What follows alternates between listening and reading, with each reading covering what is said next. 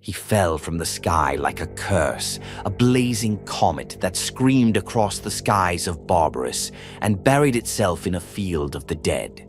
The winds howled through the mists, thick with corrosive fumes that blistered flesh and rotted bone. Around the crater, bodies twitched in the final throes of whatever horror had claimed them. The air was poison. The light barely touched the ground. Yet the infant inside the shattered pod drew breath. His cry echoed through the fog, high and shrill, defiant against a world that devoured all weakness. That cry carried, even through the choking clouds, to the ears of the one who ruled this stretch of mountain, a warlord whose name was Decay. Cloaked in decay and wrapped in ancient armor stitched with hide and bone, he glided over the land on whispering grav plates. His breath reeked of plague. His eyes glowed with unnatural life. He descended into the corpse field and found a child cradled in shattered metal, untouched by the toxins that turned lesser men to slurry. Decay did not smile. He never smiled, but he saw potential. A living infant that breathed without choking. Flesh that did not melt. Lungs that withstood what no human could. He lifted the boy and whispered a name. Mortarion, the child of death. He did not raise the boy with love. There was no affection in Decay's fortress, no warmth in the iron halls above the mists. Mortarion was taught through agony. His crib was a sarcophagus. His lullabies were the screams of dissected slaves. When he cried, Decay ignored him. When he was silent, Decay watched. The boy grew fast, taller than others, paler than bone. His eyes were sunken, his voice always hoarse, his breath forever shallow from the poisoned air. Decay taught him the sciences of suffering. He learned to distill toxins and extract pain. He studied anatomy, not through books, but by carving it from the living. Every lesson was written in blood. Mortarion dissected corpses while their last heartbeats shuddered. He learned to build filtration systems and rebreathers using scraps from dead soldiers. He learned that death was not an end, but a tool. At night, he was taken to the top of the mountain where the air was thickest, where even Decay's other thralls dared not tread. There, the fog rolled black, not green. It burned the skin and chewed the bones. Mortarion stumbled, choking, bleeding from his eyes. Decay watched without pity. He dragged the boy deeper each time, and when he collapsed, he left him there to crawl back alone. Still, the boy rose. He began to question. Why did the warlords live in the mountains while others died below? Why did humans toil in the valleys, dying for masters who saw them as insects? Why was suffering the law? Decay never answered. One day, Mortarion stood at the window of the fortress and saw movement far below. Tiny shapes, men, women, children. Real humans scurrying in the fog. Not thralls, not experiments. He asked what they were. Decay laughed. They are prey, that is all. But Mortarion watched, and he remembered. He remembered the warmth in their faces, the fire in their eyes, the way they shielded one another, even in fear. They were fragile, but they were alive, not like the half-living, half-rotten husks that ruled the mountain peaks. Something stirred in him, something alien to the fortress, something dangerous. He began to train in secret, not for Decay's approval, for his own purpose. He crafted weapons from scrap, fashioned armor from old plates. He built a new rebreather, smaller, stronger. He tested himself, each night creeping closer to the iron wall Decay had built to separate the fortress from the deeper mists. A wall that was not to be crossed. Decay had told him the truth would kill him, that beyond the wall only death waited. But Mortarion had heard fear in his voice, not for the toxins, for what lay beneath them. When the boy could endure the worst the mountain offered, he crossed the line. Alone, armed only with his scythe and filtered mask, he passed into the killing fog. The air boiled in his throat. His skin cracked and peeled. Every breath was a scream, but he pressed forward through the black fog, down the cliffs where Decay forbade him to go. The pain became his companion. The weight of death no longer frightened him. And then he saw them, humans, real humans, huddled in makeshift shelters, pale, thin, frightened, but alive. They saw him as a monster at first, a giant in corroded armor, face hidden behind a breathing mask, eyes sunken like a corpse's. They raised tools in trembling hands, ready to die. But he didn't kill them. He spoke, not in commands, but in questions. Who were they? Why did they live here? How had they survived? They told him stories of the lords in the mountains, of the death raids, of the children taken and never returned, of the endless fog and the poison that crept through every wall. They asked who he was. He said only this: "I come from the mountains. I was born in death, but I am not your enemy." They didn't believe him. Not at first, but he stayed. He helped. He taught them how to build better masks, how to defend themselves. When a pack of Reaper thralls descended from the cliffs to collect slaves, he killed them with his scythe, alone. When the villagers buried their dead, he helped dig the graves. When the children cried from the fumes, he sat with them and told them how to breathe slow. The people called him a ghost, a death spirit, but they began to trust, not because he was kind, but because he fought back. He learned their names, their pain, their weakness, their will. And for the first time in his life, Mortarion understood what it meant to be human. And he swore a vow. He would return to the mountains. He would climb back into the fortress where he was forged, and he would kill Decay, not as a thrall, but as a son of the valleys, a man born in death, now reborn in vengeance. They came to him in ones and twos at first, gaunt men clutching rusted farm tools, women with eyes too tired to weep, youths with more scars than years. Word spread in the valleys like wind through hollow bones. A giant walked among them, a pale warrior masked in iron, wielding a great war scythe and breathing poison like it was air. He had no name but one, the one who climbed down. That alone made him legend. Mortarion did not speak often. When he did, it was in questions, in quiet tones that carried like smoke. He asked about the warlords, about their numbers, about how they attacked, where they descended, how they moved through the fog, what they feared.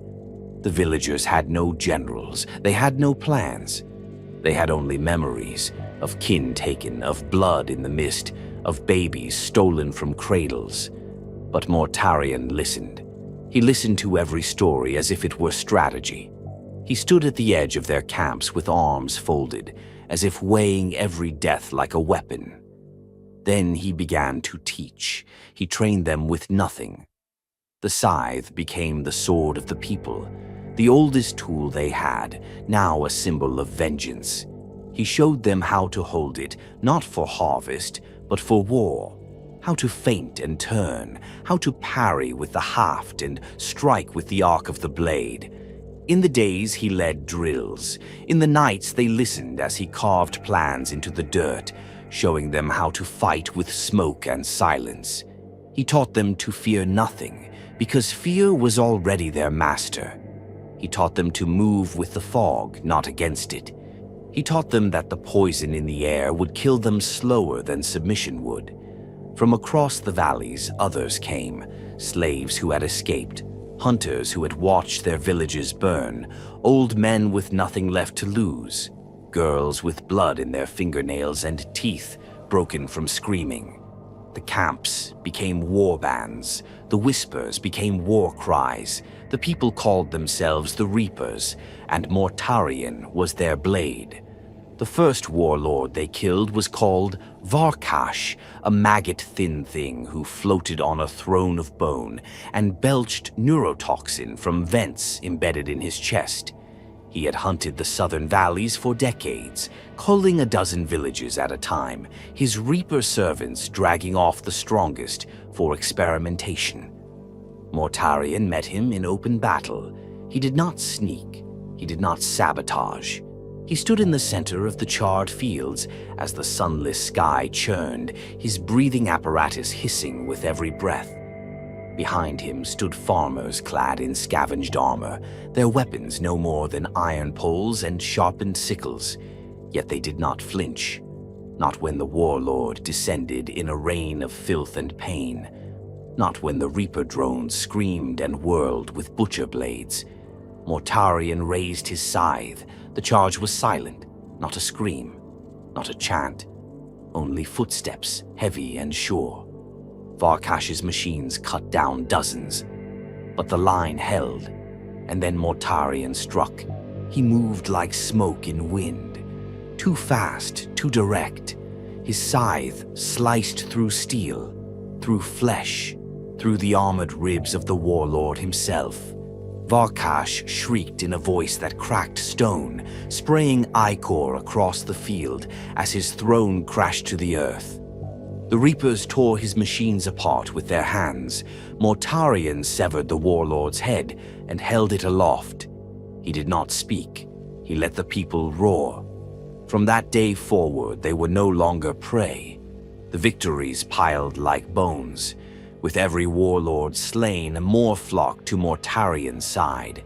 He taught them to salvage their enemies' dead, to use their weapons, to refine the toxin filters, to repair the ancient engines they captured. Each victory brought them higher, closer to the mountains. They began to wear masks not of cloth, but of iron, fitted with rebreathers. The symbol of the scythe appeared on their armor, etched with crude acid or painted in blood. They stopped calling themselves Reapers. They became the Death Guard. It was not a name born of fear. It was a name born of defiance. The Death Guard were not clean. They were not noble. They marched through rot and filth, and they brought death to those who had built their thrones on the bones of others. Mortarion never claimed a title. No crown, no throne. He led from the front. He ate what they ate, slept where they slept. His armor was scarred from every battle, never polished. His eyes never softened.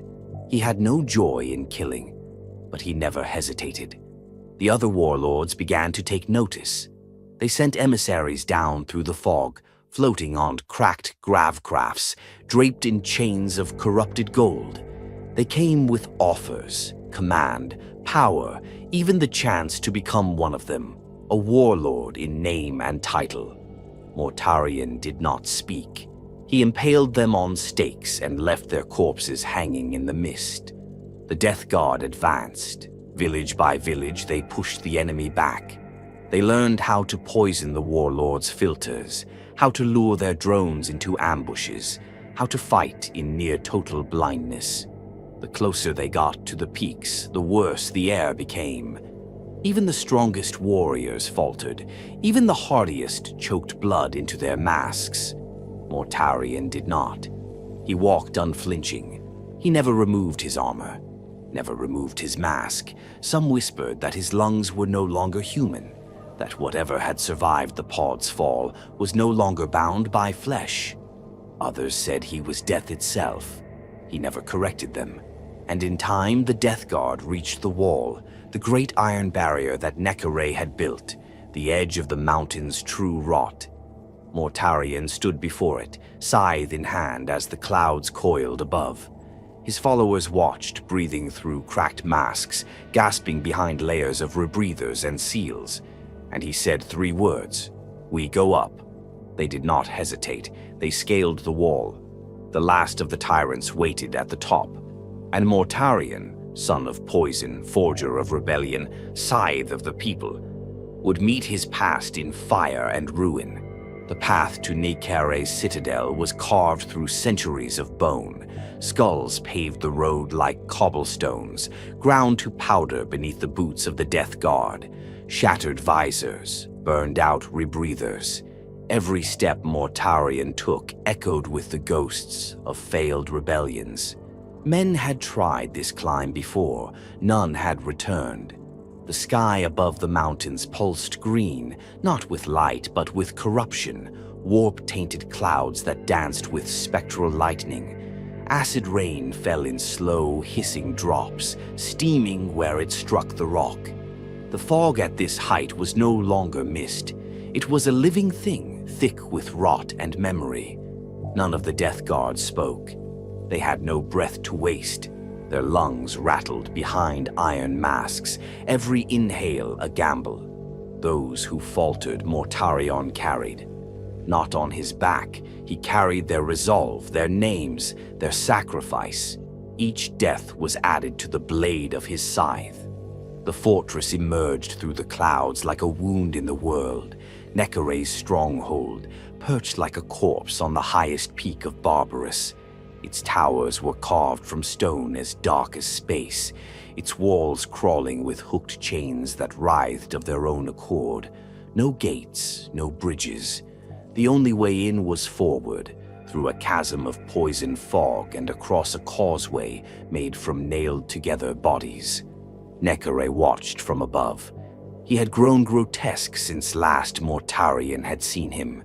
His flesh had stretched and warped, pulling into shapes that no longer resembled a man. His armor had fused with his skin. Antennae protruded from his back, trailing data smog into the storm above. Tubes pumped toxins directly into his spine, and his voice, when it rasped across the clouds, was like a scream run through iron. "You have come to die, my child." Mortarion did not reply. He stepped onto the corpse bridge, and the chains on the walls screamed. The first defenders emerged from the fog. Necars ascended, mutated guards that once were human. Their bodies were armored in bone, their faces hidden behind welded iron helms. Some moved on limbs like centipedes, others floated on broken grav plates, vomiting acid from tubes grafted into their chests. Mortarion did not slow. The scythe in his hands, once a tool, now moved like an extension of his will. He cut through the first ascended with a single arc, blade trailing mist. A second charged with a jagged spear. Mortarion twisted, reversed his grip, and impaled the creature through its throat. The Death Guard followed. They were not fast, not agile, but they were tireless, relentless. Every swing of a scythe took two enemies. Every death made room for the next step forward. They lost men, but they never stopped moving. When they reached the gate, it opened not by mechanism, but by command. Nekara stood within, cloaked in tendrils of fog, surrounded by cages of writhing test subjects. His throne was made of polished skulls. Dozens of iron-masked bodies knelt around him in silence, failed experiments still twitching with corrupted life. Mortarion walked into the throne room alone. He passed the bodies. They groaned as he approached, whispering names he almost remembered. One of them raised a hand. He didn't flinch. He stopped 10 paces from the throne. Nekar rose. The chains clattered. The fortress walls groaned. The temperature dropped. "You betray everything I gave you," Nekare said, his voice a dry hiss that scratched at the soul. "I made you strong. I made you fearless. And now you lead these insects, these failures. You spit in the face of the truth." Mortarion unlatched the mask from his face. The air hit him like fire, blistering his skin, drawing blood from his lips. He stared Nekare in the eyes, unblinking. "You gave me nothing," he said. Nekare shrieked and raised his clawed hand. Toxins poured from the walls. Gouts of green flame burst from hidden nozzles. The very stone groaned with psychic pressure. But Mortarion did not yield. He charged. Nekare met him in the center of the chamber, robes flaring, claws extended. Their clash sent shockwaves through the chamber. Mortarion's scythe bit into Nekare's armor. Sparks flew. Nekare's claws tore through Mortarion's shoulder. Blood sprayed. They fought like titans. Nekar floated, darting between pillars of toxin. Mortarion moved like a storm, his scythe cleaving through stone and bone alike. The throne room burned, cages shattered, walls cracked. Nekare roared, summoning psychic fire that seared the floor into molten sludge. Mortarion kept coming. He ignored the burns, the pain, the acid seeping into his armor. He moved through the storm, eyes locked on Nekare's heart. "You are still my creation," Nekare howled. "You are mine," Mortarion struck. The scythe found its mark, burying itself in Nekare's chest. The warlord staggered, coughing black blood. His claws slashed wildly, but Mortarion held fast. He leaned in close, breathing pure toxin, and whispered through the mask, "You made a weapon, but I forged myself." He ripped the scythe free. Nekare collapsed. The fortress screamed. Chains snapped from the walls. The storm outside fractured. And from above, in the poisoned sky, a new light appeared. Golden and terrible, a beam of brilliance pierced the clouds, parting them like silk. Thunder rolled, and from the heavens descended a figure clad in radiant gold, wings of light spreading from his back, his eyes burning with divine certainty. The Emperor of mankind had come to claim his son. Mortarion stepped back, raising his scythe instinctively. The golden giant landed softly amid the ruin. He looked down at Nekar's broken form without expression. Then, with a single movement, he raised his flaming sword and struck. Nekar's body was obliterated in a burst of holy fire. Silence followed. The fog receded. The fortress trembled. And Mortarion, for the first time, did not know what to feel. The golden figure turned to him. There were no words, no proclamations.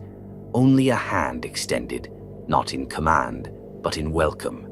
And Mortarion, killer of warlords, breaker of chains, fell to one knee. The mountain that had defined his life crumbled behind him. His war was over. A new one was about to begin. The stars were silent when Mortarion left Barbarus. No cries, no triumph, no mourning.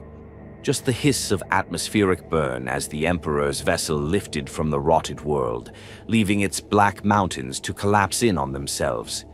The people he had fought for, bled for, liberated, watched from the valley floors, their breath fogging inside cracked rebreathers. They did not understand the golden figure who had come from the sky. They understood even less why their warlord, their savior, now followed him. Mortarion said nothing as he stood aboard the ship that took him into orbit. He watched his home shrink to a diseased dot. For the first time in his life, he felt gravity lessen, not just of body, but of fate. The weight of Barbarus, the poison, the chains, all fell away. But something heavier took their place. In the heart of the vessel, within sanctums gilded with gold and carved with a language Mortarion did not know, the Emperor waited. He was not a god. Not to Mortarion, just a man too tall, too perfect, too bright. His presence scraped at Mortarion's skin like static. Every word he spoke throbbed with certainty. Every glance carried judgment. "You are my son," the Emperor said. Mortarion said nothing. "You were stolen from me," the Emperor continued, "but you were always destined to return." Still silence. "I offer you command, Mortarion. A legion 10,000 warriors bred for war. They have waited for you since the day of their founding." At that, Mortarion's eyes narrowed. He'd heard of these legions in whispers, transhuman giants called Astartes, sons molded from the same gene seed as their Primarch fathers. Weapons just like him. He followed the Emperor into the bowels of the ship, where rows upon rows of towering warriors knelt in silence. Their armor was painted earthen red and dull white, scoured by ash. Each man's face was stern, marked by chemical scars and augmetics. When Mortarion stepped before them, they rose as one. "We are the Dusk Raiders," their commander said. We have waited for you." Mortarion studied them. Silent, measured. They were not like the valley warriors he had led. They were disciplined, forged in laboratories, not in blood. Efficient, cold, distant. Their eyes did not flinch behind their lenses. They did not ask questions. He turned to the Emperor. "I will lead them," he said, "but not with your name on their lips." The Emperor's expression did not change. "They will take yours. Their name is yours to shape." And so the Dusk Raiders died. In their place rose the Death Guard. The transformation began not with banners or oaths, but with war. The Crusade moved again, roaring across the stars with Mortarion now among its generals. His legion, rebranded, repainted in armor of corpse white and green, became known not for ceremony, but for endurance. Mortarion led them into the worst war zones, planets where the skies wept acid, where the soil boiled beneath Xeno's weaponry, where the very atmosphere choked the lungs of even the transhuman. He led from the front. No hover throne, no command dais. He walked where his warriors walked, into the thick of rot and ruin, blade drawn, voice silent. His scythe became a symbol across the galaxy, not of glory but of inevitability. Where it swung, the enemy perished, not in grand charges, not in divine fury, but in the slow, relentless death that crushed resolve before it killed flesh. Entire campaigns were turned over to Mortarion's control, not because he sought them, but because none of his brothers would take them. Worlds poisoned by radiation, swamps drowned in viral decay, fortress cities where toxic storms raged for weeks. He waded through them all, face blank, eyes burning with the same cold purpose he'd once had on Barbarus. The Death Guard followed him with absolute loyalty. He taught them to purge emotions. He forbade unnecessary rituals. He ordered the removal of unnecessary ornamentation. Their armor bore no laurels. Their blades were not named.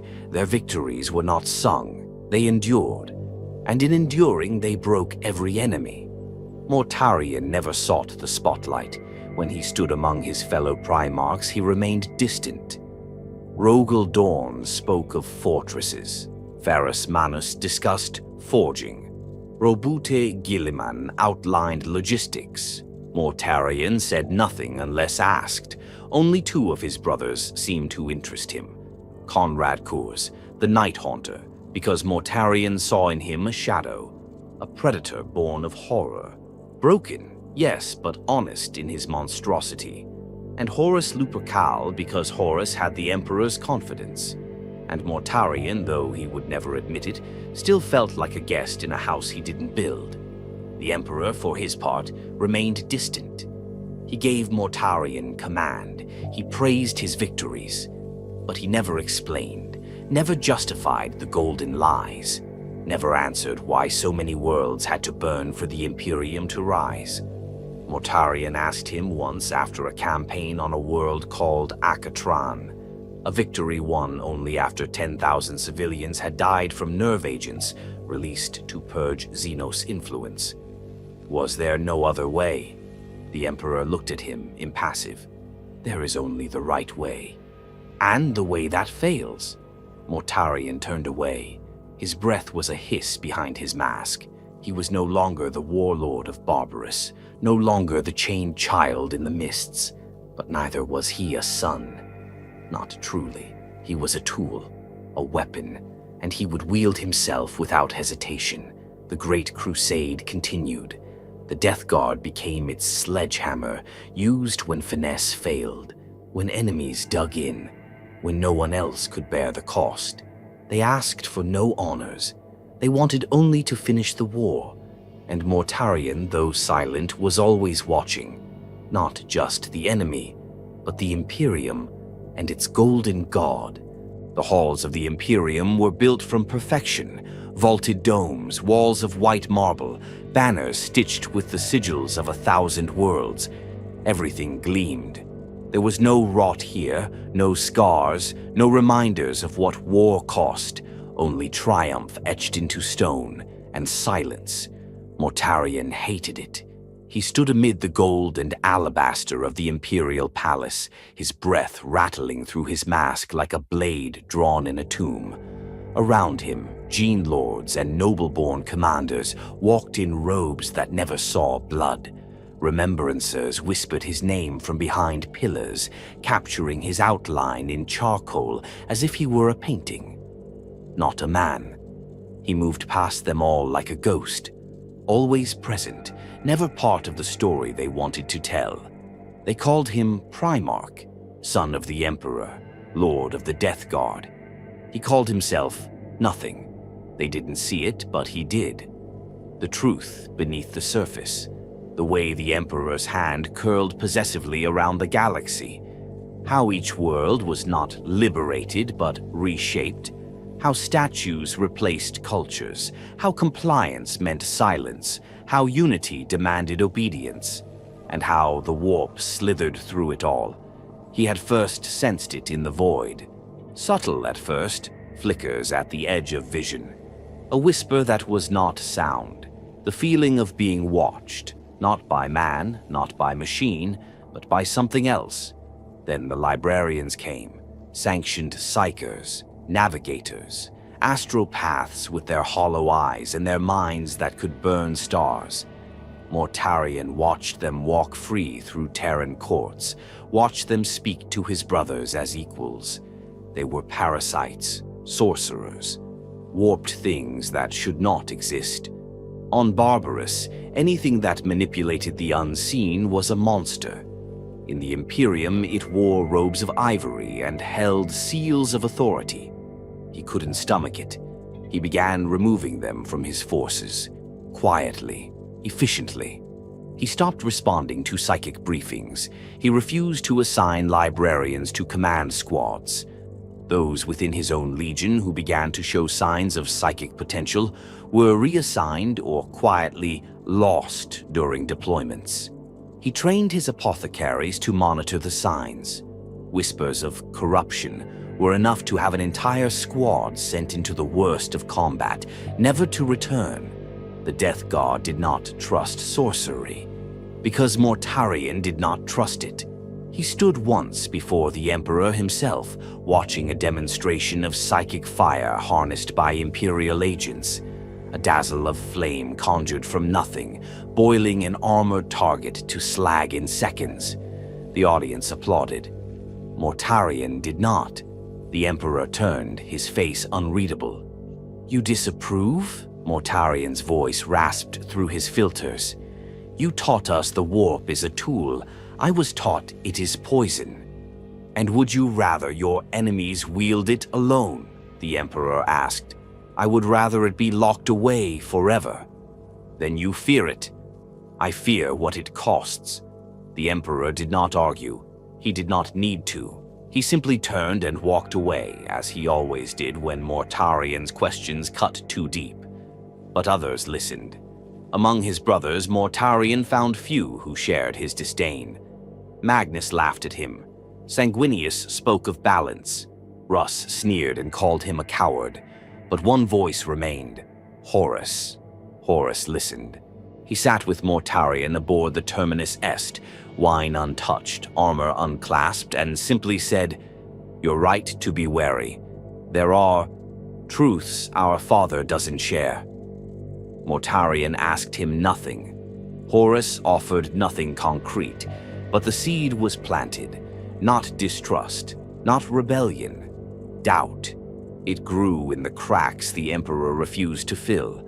Why had Mortarion been taken from Barbarus? Why had he been raised in chains, while others grew up on fertile worlds with noble houses? Why had his legion, his death guard, been sent into the worst, filthiest campaigns without rest, while others were given parades? He began to see patterns, the way psykers clustered around the throne, the way orders came not from reason, but from unseen voices, the Emperor's will, channeled through silence and mystery. There was no transparency, no explanation, only dogma. Mortarion's soul recoiled. He had spent his childhood under the rule of a monster, cloaked in death. Now he stood beside one cloaked in light. He began forging his own doctrine. Among the Death Guard, rituals were stripped away. Any cult of personality was dismantled. Worship of the Emperor as a god banned outright. His warriors were taught that death was not to be feared, only delayed. That suffering was not punishment, but purification. That the warp was a trap, a lie, a corruption. In his presence, no one chanted, no one prayed. They endured. And in that endurance, they believed they found truth. His brothers mocked his legion as dour, lifeless, machines in flesh. But Mortarion saw the rot in their smiles. Guillimane's empire of parchment, Fulgrim's lust for perfection, Dorn's arrogance. Even Ferrus Manus, the Iron Stoic, had begun to accept the presence of sanctioned psykers with too much ease. Mortarion began sending scouts beyond the Imperium's borders, not to expand, but to observe. What he saw chilled even his hardened heart. Xenos species bent the warp like fire. Demons moved unseen in the shadows of lost worlds. Some whispered of beings that fed on emotion, that drifted in the tides of unreality. And still the Emperor said nothing. Still he called it progress. Still he demanded silence. The breaking point came on the world of Andraxor, where a psychic storm had torn a continent in two. A campaign already in progress became a nightmare. The Death Guard arrived late, ordered by Terra to reinforce a librarian-led front. What they found were Astartes screaming in tongues, eyes turned black, speaking with voices that weren't their own. Mortarion ordered the planet purged, not just of the Xenos, of everyone. He raised it from orbit, ignoring protests from command. He left orbit before answering the Emperor's summons. When he finally returned to Terra, he stood before the Master of Mankind in silence. The throne room was empty. The light was dim. "I did what I had to," Mortarion said. "You defied my command. I followed my conscience." The Emperor said only this: "Your path is clouded. Beware what watches from the fog." Mortarion left without another word, but the fog had always been his home. He knew what lived in it, and he would not run. Not this time. The war never stopped. It only changed names. Compliance, cleansing, pacification. Each campaign bled into the next, a parade of corpses wearing new uniforms. Across the stars, the Imperium expanded, and the Death Guard were sent to the edges of its shadow. Mortarion stood in the ruins of Parak Tesh, a world that had once built temples from obsidian and prayed to the winds. Now it was ash. The final battle had ended hours ago, but the poison still clung to the air, a fitting taste one Mortarion barely noticed anymore. Behind him, the Death Guard worked in silence, burning the dead, dismantling enemy fortresses, sterilizing the soil. No joy, no celebration, just duty. But that night, a new arrival came through the mist. Horus. He descended without fanfare, without retinue. His armor, dark and regal, shimmered with a sheen that didn't belong to any forge. His eyes were clear, but deep within them something stirred. Not madness, not rot, confidence. He walked with the surety of a man who knew something no one else did. "You make quick work of them, brother," Horus said, stepping over a corpse split by a scythe's arc. "They made it easy," Mortarion replied, not looking up. "They always do." They stood in silence, side by side, as the winds carried the acrid scent of war. Horus eventually spoke again. "They say you're unhappy, that you refuse counsel, that you resent the Emperor." "I serve," Mortarion replied. "Isn't that enough?" Horus nodded slowly. "For now." That night, Mortarion did not sleep. In his command chamber aboard the Terminus Est, he paced alone. The stars beyond the viewing pane pulsed red with warp light, distant and indifferent. He watched them for hours. Then, wordlessly, he ordered a new route plotted. Toward a place the Imperium refused to acknowledge. Toward the Ocularis Terribus. Toward the Eye. It was supposed to be a myth, a region of space no astropath could navigate, no machine could map. The stars bent there, logic broke, ships vanished, and yet the whispers had come. From Horus, from Kurz, from rumors buried in coded transmissions. Something watched the galaxy from that place, something ancient, patient, waiting. Mortarion wanted to see it for himself. The journey nearly killed them. Time stretched and folded, distances collapsed and expanded.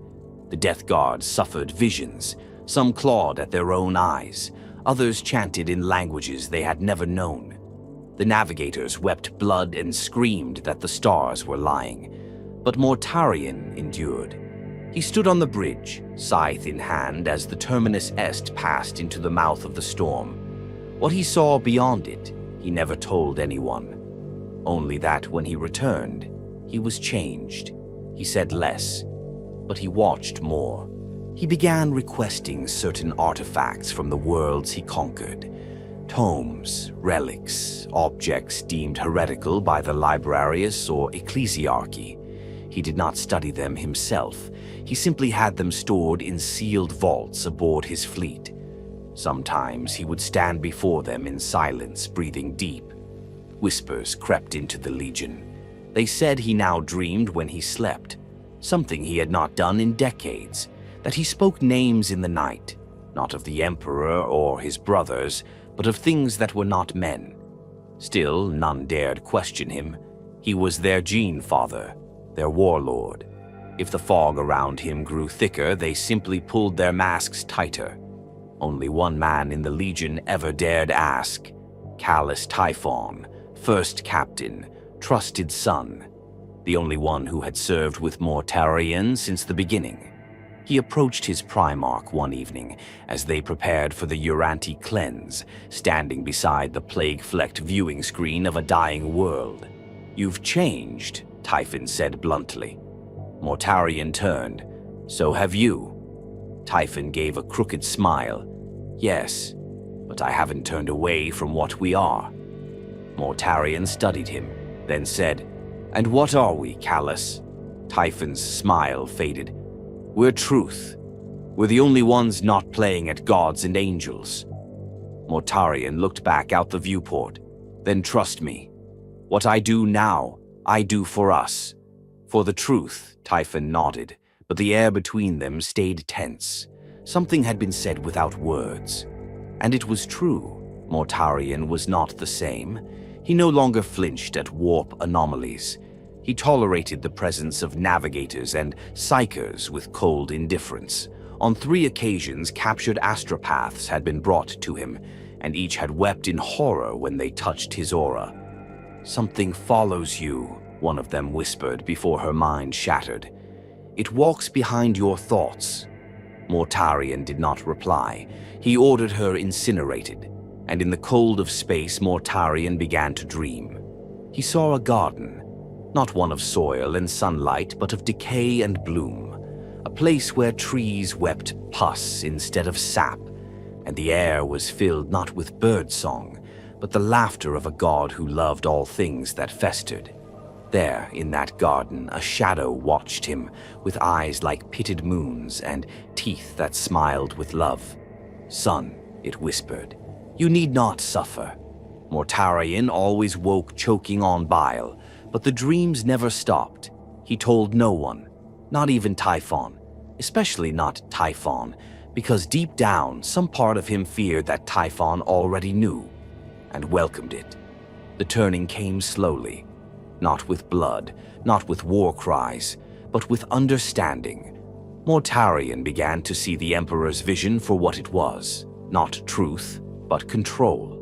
Not unity, but domination. Not salvation, but a gilded cage. Horus understood. Horus spoke of freedom, of forging a galaxy where the legions were not tools, but rulers, where the Emperor's silence would be broken forever. Mortarion listened. He said nothing, but the fog inside him stirred. He was no longer the prisoner of Barbarus, no longer the warlord of valleys. He was something else now, something older. And in the shadows of the warp, a god made of rot and love and plague stretched out a hand, not to command, but to embrace. They gathered on the moon of Dwell, far from the eyes of terror. It was no war zone, no formal campaign, just an airless rock adrift in the gravity well of a dying star, carved hollow by ancient hands. Beneath its crust, in a chamber lined with dead languages, the sons of the Emperor met in secret. The war had not yet begun, but the betrayal already had. Mortarion stood apart from the others, cloaked in silence as always. His armor bore no heraldry. His scythe leaned against the wall like an executioner's tool. The others filled the dark with voices. Kurz, whispering to himself in broken mutterings. Fulgrim, pacing like a serpent, fingers twitching as if itching for blood. Perturabo said little but watched everyone with eyes like gun barrels. Angron snarled whenever anyone spoke his name. Lorgar muttered prayers in a tongue that pulsed with power. And then there was Horus, the center of it all, the war master, the trusted son. His voice calm, his presence magnetic. When he spoke, the others leaned in, even the monsters. Mortarion did not, but he listened. Horus spoke of the Emperor's lies, of Thunder warriors betrayed, of the webway's secret construction beneath the Imperial Palace, of psyker ascension and the creeping truth that their father had never seen them as sons, only as weapons. Mortarion had known that long before Horus said it aloud. He had seen it in the way the Emperor had looked at him on Terra, not with love, not even with disappointment, but with purpose, with utility, as one might examine a worn blade and wonder if it would still cut. So when Horus spoke of liberation, of a future where the legions would rule themselves, unshackled from the false god's yoke, Mortarion did not raise his voice in anger or joy. He simply nodded, and the pact was made. No banners unfurled, no oaths spoken, only understanding. On the moon of Dwell, Mortarion joined the war to come. He did not do it for power, nor for vengeance, nor even for belief in Horus. He did it because the Emperor's truth had rotted, and Mortarion had always known how to bury the dead. When the rebellion began, it struck like a plague. Fast, unseen, corrupting from within. The Death Guard did not scream. They did not chant. They simply turned their guns around. Mortarion led the purge with cold finality. Officers loyal to Terra were isolated, surrounded, and executed without drama. Squads deemed uncertain were deployed into high-fatality war zones and never returned. In weeks, the entire legion was his, and in silence it bled its past. Armor colors were stripped, symbols of the Emperor were burned away, oaths to Terra were voided. The Aquila was cut from armor by blades made of rust. Battle brothers who once swore by imperial truth now chanted only obedience to Mortarion. It was not yet chaos, not yet. Mortarion still believed in reason. He still believed he could shape the rebellion into something pure, a revolt against tyranny, not a submission to darkness. But the warp had already marked him. It watched him from mirrors, from shadows, from the corners of vision. And when he turned his head to look, there was always nothing. Always. And then came Istvain III. The first cull. Mortarion stood with Angron, Fulgrim, and Horus on the edge of betrayal, watching loyalists die by the tens of thousands. When the virus bomb struck, it lit the atmosphere like a second sun. The heat of it washed across the orbital decks, illuminating Mortarion's pale skin through his helmet lenses. He said nothing as the city died, but inside something shifted. This was not rebellion. This was eradication. Later, on the killing fields, as Death Guard squads moved through the ruins with flamers and scythes, finishing the work the virus had not, a sergeant named Gorath paused beside a burning ruin. His armor was scorched, his breath ragged. "Is this who we are now?" he asked aloud. Mortarion walked past him without a word, because the answer would have been yes. From Istvan, they marched across stars. Mortarion waged war not as the Emperor's general, but as Horus's executioner. He became the shadow that fell where resistance still smoldered. He led the assault on Kallax Prime, where the planetary governor begged for mercy in the name of the Emperor. Mortarion ordered his lungs torn from his chest and displayed on the palace gates. On Vorg Hive, he released gas bred from necrotic bacteria, a death that did not kill but crippled, forcing survivors to beg for silence as their organs dissolved slowly over weeks. He was no longer cleansing worlds, he was infecting them. And yet he told himself it was necessary. That death was cleaner than delusion. That loyalty to a false god was worse than rot. But in the dark, the dreams returned. The garden again. The branches twisted above him. The leaves wept pus. And always the voice, loving, patient, vast. "You suffer so needlessly, little one." Mortarion woke choking every time. He began to spend more hours alone, sealed in meditation chambers where no one else dared enter. There were reports, whispered and unverified, that he no longer removed his armor, that his skin beneath had begun to change. Captain Typhon knew more than he let on. He watched his Primarch closely, spoke less, smiled more. Something passed between them unspoken. And then, one day, Typhon came to him with a simple question. "How far are you willing to go to finish this?" Mortarion said nothing, but in his eyes the fog deepened. The fleet sailed into the warp like a knife through a gangrenous wound. No stars marked their passage, no light guided their journey. The ships of the Death Guard, once proud, now weathered and worn, drifted deeper into the immaterium with a slowness that felt like dread. The Terminus Est led them, a rusting leviathan whose hull creaked as if it remembered what it once was and wished it could forget.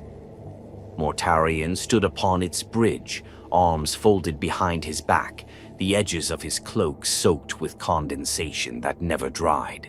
The lights overhead pulsed with sickly amber, dimmed to prevent madness. Around him, officers worked in silence. The Vox channels were quiet. Astropaths had gone blind weeks ago. The navigators no longer spoke. The warp was not letting them pass. Something in its depths had taken notice. Time unraveled aboard the fleet. Minutes became hours. Days became fever dreams. Rations spoiled in sealed containers. Water turned black. Men aged unnaturally, some crumbling to dust in the span of a breath. Whole decks were sealed off as plague bloomed like mold behind bulkheads. Apothecaries reported symptoms that did not follow logic. Skins sloughed off in sheets, teeth turned to bone dust, lungs filled with insects that weren't there. Still, Mortarion gave no order to halt. Terra waited. The war waited. He had endured fog and poison from the moment of his birth. What was one more plague? What was death to the Death Guard? But this was no natural decay. This was possession. In the dark, Typhon smiled. He walked the halls of the Terminus Est like a priest, whispering to the sick, promising them that the pain would pass, that their sacrifice had purpose, that grandfather was watching. Some took comfort, some screamed. It didn't matter. The seeds had already bloomed. Typhon had long since cast off the name Mortarion had given him. He no longer served the Pale King. He served the one who welcomed rot. Mortarion summoned his first captain only once during the voyage. The chamber was lit by a single green lumen, casting shadows across Mortarion's armor. His posture was still, but tension laced every word. "How long has this been festering?" Typhon didn't lie. "Since before Dwell." Mortarion's jaw clenched behind his mask. "And you brought it into my fleet." "I brought it home," Typhon said. "You just haven't opened your eyes yet." Mortarion did not draw his weapon. He did not strike Typhon down. Instead, he turned away. "Get out." Typhon left without hesitation, boots echoing through the iron corridor. It was not long after that the destroyer plague erupted. It began on Deck 12. A labor unit reported blisters the size of fists appearing across their backs, weeping yellow ichor that smoked on contact. Within an hour, the entire deck was quarantined. By the second hour, the doors had melted from within. The screaming didn't stop for 4 days. The plague leapt across decks like wildfire, but it didn't burn. It softened. Metal corroded, bolts unraveled, ceramite armor warped and blistered, weapons jammed with mucus, flesh became pulp, eyes wept worms, voices bubbled into croaks. No cure worked, no seal held. Mortarion stood in the Decay wards, watching his sons die by the thousands. Apothecaries begged for permission to execute the infected. Chaplains tore pages from their litanies, whispering prayers that no longer had meaning. Corpses piled against the walls like sacks of flour, then exploded into swarms of flies. The Death Guard had always prided themselves on endurance. Now that endurance became damnation. Mortarion refused to fall. He stalked the plague-racked corridors himself, dragging those still fighting to their feet, striking down the maddest of the infected with his own blade.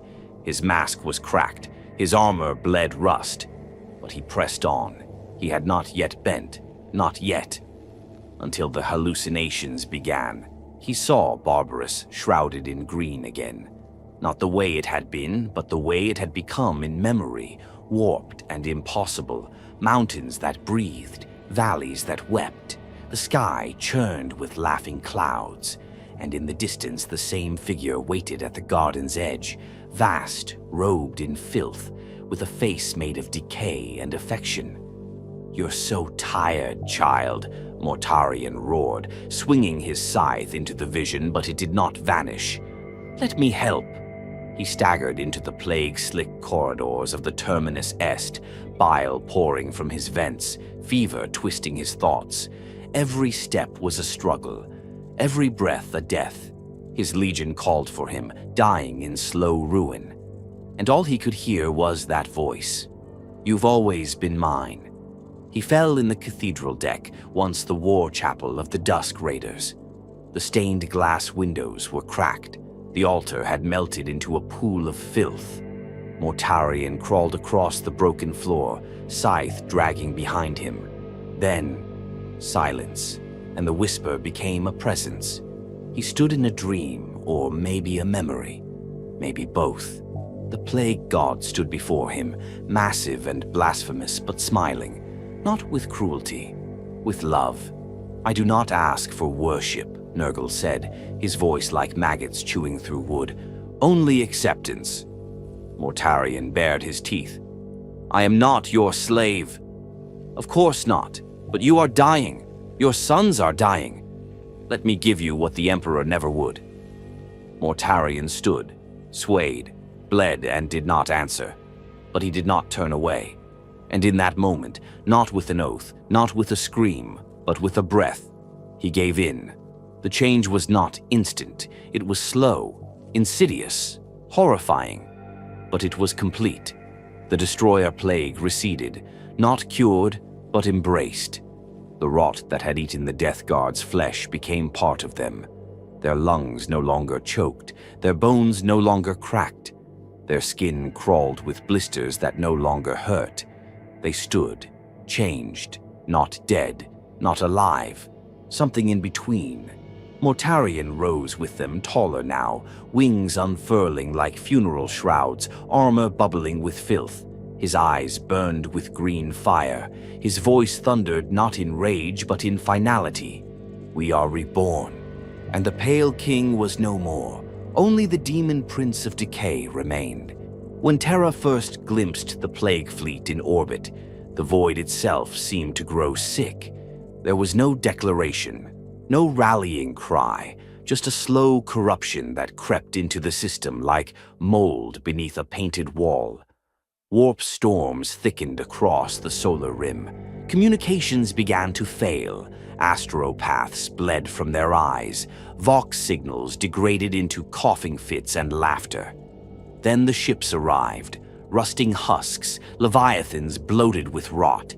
Where once the Death Guard had sailed with discipline and silence, they now drifted like tumors through the stars, spilling fumes into the void.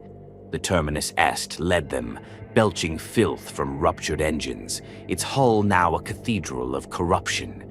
The defenders of Terra stared at the screens and wept. They did not recognize what came, but they soon would.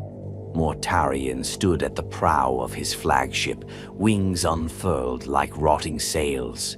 Where once his armor had been forged of steel and chemseal, it now pulsed with flesh, and steel fused by divine disease. Chains hung from his pauldrons, clattering with the skulls of loyalist officers. His hood draped over a face half concealed in fog, half rotted into the visage of a corpse king. He no longer breathed. He exhaled contagion. As the drop ships descended, the Death Guard fell upon Terra's outlands like a second great dying. The soil curdled where they landed. Trees withered and burst. Water turned to pus. Every step they took stained the earth black. They moved with no urgency, no need for speed. Their presence alone was enough to kill. The outer bastions fell first, not to siege craft, but to entropy. Mortarion did not command artillery. He commanded time, a single garrison on the walls of the Gorgon Plateau held for 5 days. Then the coughing began. By the 6th day, the garrison had locked itself inside, begging for air. None were left alive when the Death Guard passed through, stepping over corpses whose lungs had liquefied in their sleep. They did not fire a shot. Further within the palace's defenses, Jagatai Khan watched from the spires, lips tight, knuckles white on the hilt of his curved blade. The white scars had faced many foes, but nothing like this. Mortarion walks, he whispered. The Death Guard pressed forward without banners, without drums, without joy. Their war now was not one of conquest or duty. It was a sacrament, and at their head, Mortarion. He led from the front, as he always had, but now the air around him peeled skin from bone. Loyalist Astartes, who approached without sealed helmets, aged decades in seconds, their bones crumbling to dust as they raised their bolters. Even the Sons of Dawn, clad in their fortresses of ceramite, faltered when the stench rolled in, not just of death, but of acceptance. On the second day of the siege's western front, Mortarion approached the Hyade's gate alone. The defenders had prepared for him. Titans stood astride the gate.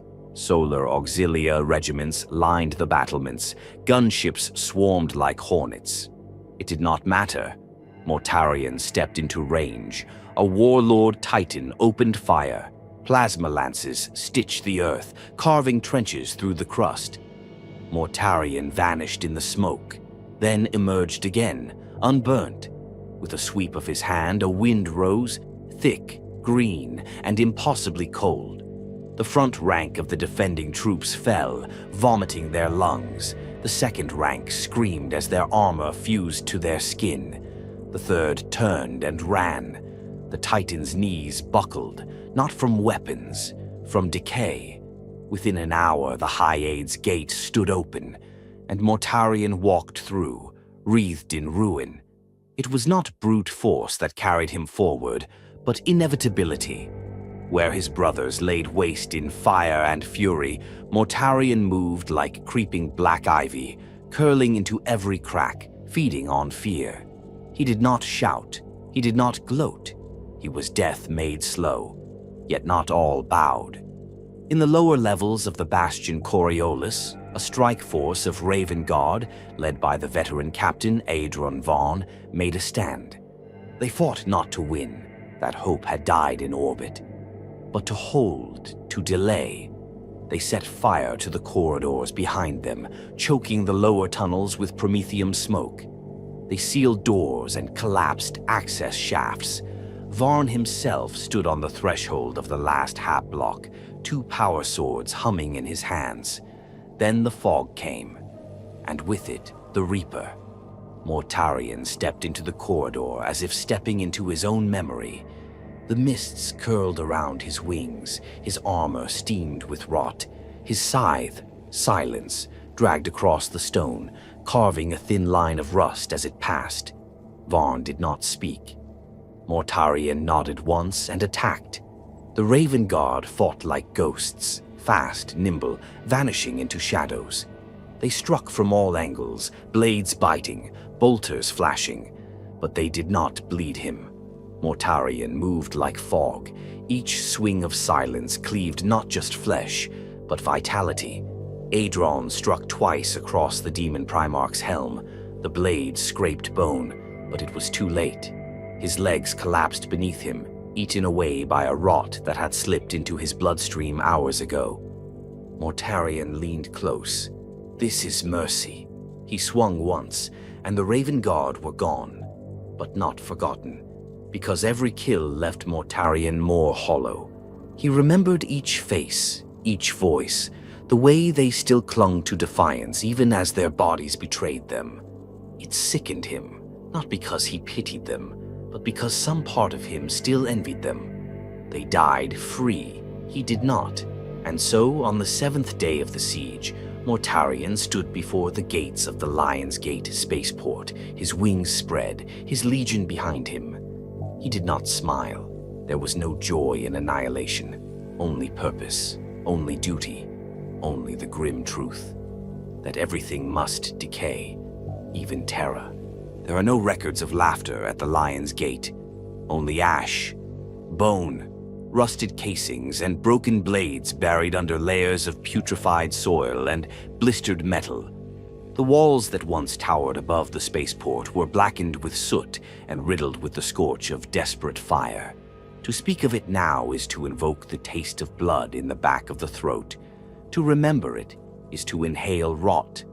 Because Mortarion walked there, and wherever the Reaper goes, the world forgets how to live. He arrived beneath the howling banners of storm and plague, his wings casting miles of shadow across the bastion's cratered courtyards. The Death Guard did not march in formation. They oozed forward, shoulder to shoulder, leaking pus and fog and silence. No battle chants, no signals. Just the sound of coughing wind and boots sloughing through the mulch of what used to be men. Mortarion stood at the front, scythe dragging behind him like a reaper come for the last harvest of humanity. Within the Lion's Gate, the defenders waited. Not as many as there had been. Not enough. The Imperial fists were bled thin. The Sisters of Silence had already withdrawn. Only remnants held the walls, solar auxilia choking behind filter masks, and scattered space marines from broken legions who had refused to die elsewhere. And at the heart of the defense stood the Khan, Jaghatai, Primarch of the White Scars, Lord of Speed and Skies.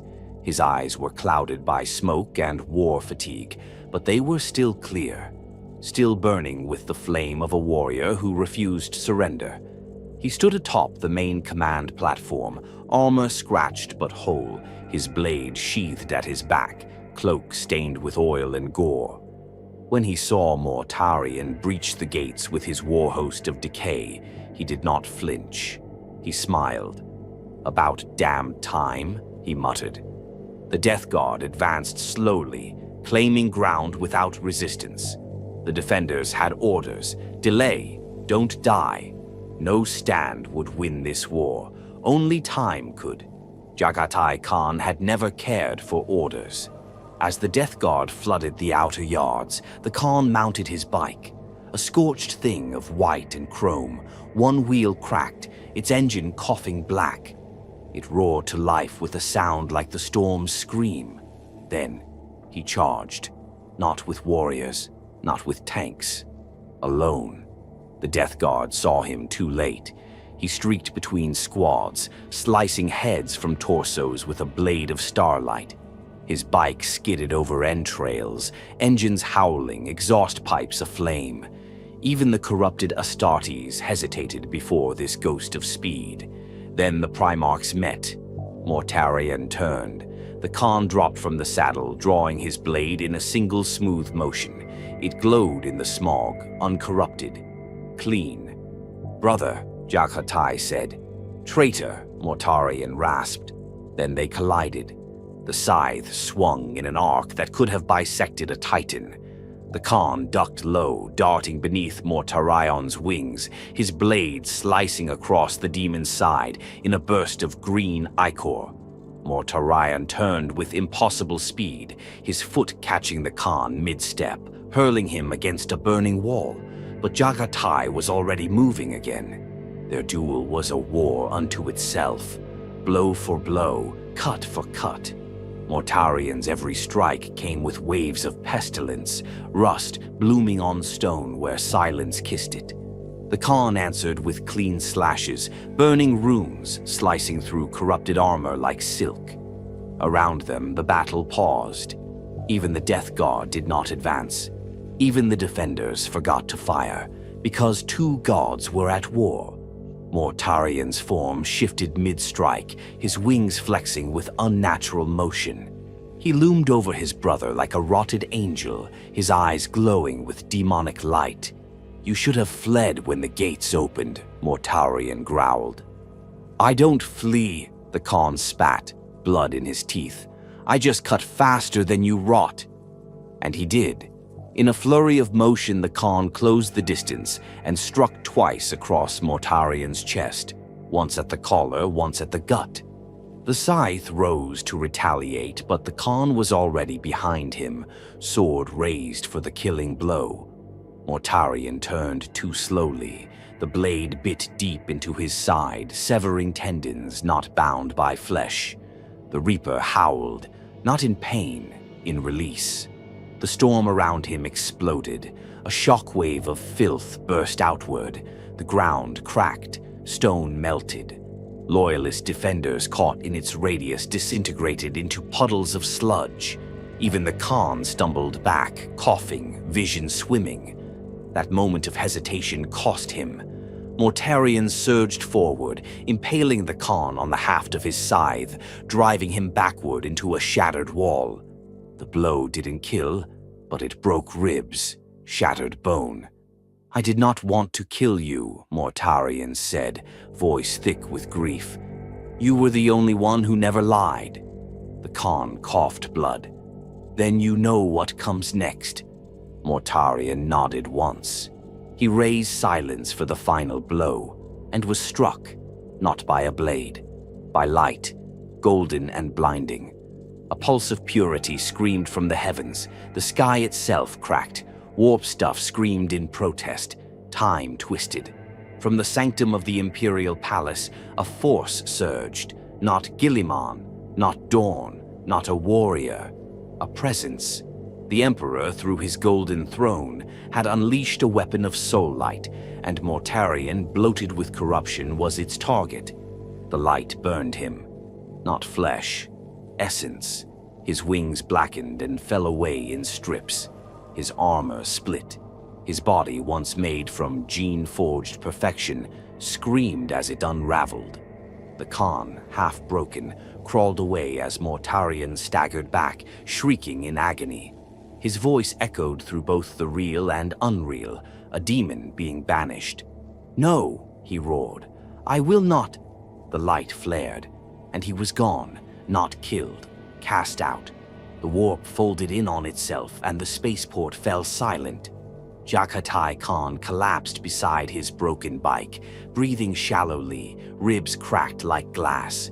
Around him, the Death Guard reeled, disoriented, cut off from their anchor. The defenders surged. The Reaper had been cast back into the garden, and Terra drew breath again. There was no end, only the falling. Mortarion tumbled through the immaterium, not as a warrior, not as a general, but as a soul torn open by light. His body had been banished, his flesh cast from reality like a diseased tooth pulled from the mouth of a dying man. What remained was thought, will, memory, and pain. The warp did not welcome him gently. It tore at him like vultures at a battlefield corpse. Time died in that place. Moments lasted eternities. Seconds bled like wounds. Mortarion drifted through visions that made no sense, broken glimpses of war he had never fought, of rot that knew his name, of people who cried for him and laughed when he screamed. He did not speak. He had no mouth. He did not see. He had no eyes. But still he endured. And through it all, the voice returned, the one he had ignored, the one that had never stopped whispering. "You are mine now, child." It did not accuse, it comforted. "You resisted longer than any of them. That is why you are worthy." The voice coiled around him like warm vapor in a cold tomb. It did not burn, it soothed. Where the Emperor had ruled by silence, this voice sang. Where the Imperium demanded obedience, this god offered belonging. And Mortarion, who had never truly belonged anywhere, stopped falling. He awoke in the garden. It was not a place of beauty, though some might mistake it as such. The sky churned with spoiled clouds that rained syrups of pus and rot. Trees stretched their limbs in agony and ecstasy, their leaves riddled with lesions, their roots drinking from pools of corpse fluid. Insects as large as Astartes buzzed in lazy circles above, spreading clouds of flesh-eating spores with every beat of their wings. But here, for the first time, Mortarion could breathe. The air was thick, yes, ripe with decay and rich with the perfume of disease. But it did not choke him. He removed the mask he had worn since childhood and felt nothing but relief. His lungs drank in the plague-born air, and it warmed him from within like firelight on frost. He stood alone in a clearing as tall as a mountain, bones crunching underfoot.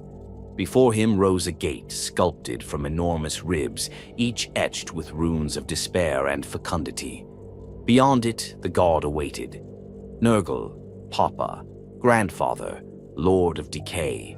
He was not a tyrant cloaked in fire and command. He was a mass of joyous corruption, a mountain of bloated flesh and laughter, covered in sores that sang and tears that danced on the wind like perfume. His belly split with delight. His eyes, countless and dripping, watched Mortarion with infinite patience. "My beautiful child," Nurgle said, his voice a chime in a poisoned well. "You have finally come home." Mortarion knelt, not in worship, but in understanding. All his life he had fought against inevitability, against poison, against pain. He had tried to master it, then to contain it, then to resist it. And now here it had wrapped itself around him not as a chain, but as a crown. "I will serve," Mortarion said. "No," Nurgle replied, smiling with lips of flies. "You will reign." The transformation began that instant. Mortarion's body swelled, not with excess, but with finality. His wings regrew, not as demonic ornaments, but as living, tattered shrouds of filth that leaked fog with every beat. His armor reformed around him, a shell of scabrous iron and necrotic bone that pulsed with diseases yet unnamed. And in his hands the scythe reappeared. Silence, reforged in the forges of suffering. Each swing now carried not just death, but acceptance. He rose taller than any mortal, his voice a thunderous rasp that echoed through every wound in the materium. His name became a plague in its own right. Wherever it was spoken, lungs burned and hearts clenched. He was no longer Mortarion the Primarch. He was Mortarion, Demon Prince of Nurgle, lord of the plague planet, chosen heir of putrefaction, bearer of the pale crown. And from that garden he looked out across the stars. The warp was a window now. He could see Terra, could feel the psychic stink of the golden throne, could hear the chants of the ecclesiarchy praying for health in their gilded cathedrals. It amused him. It enraged him. And so he turned back to his sons. The Death Guard had survived the siege. Broken, yes, scattered, but not dead. They had followed him into the warp, their ships half melted, their souls unraveling. He called to them. They answered. They crawled to the plague planet like wounded animals and were reborn. One by one, Mortarion reshaped them. The gene line he had once protected from mutation, from psykers, from the influence of chaos. Now he opened it. He let Nurgle's love flow through their veins, let it twist their forms into living monuments of sickness. Their organs reknit themselves into redundant layers of pestilent function. Their armor grew into their flesh. Their minds no longer feared death, because they no longer understood what it meant to die. They became plague bearers. They became eternal. The Death Guard were no longer Astartes. They were Nurgle's chosen host. Mortarion led them through rites of rot, not to weaken them, but to free them from the burdens of mortality. Emotions faded. Hope ceased. Doubt dissolved in pus. In its place grew something more enduring than glory or loyalty, certainty.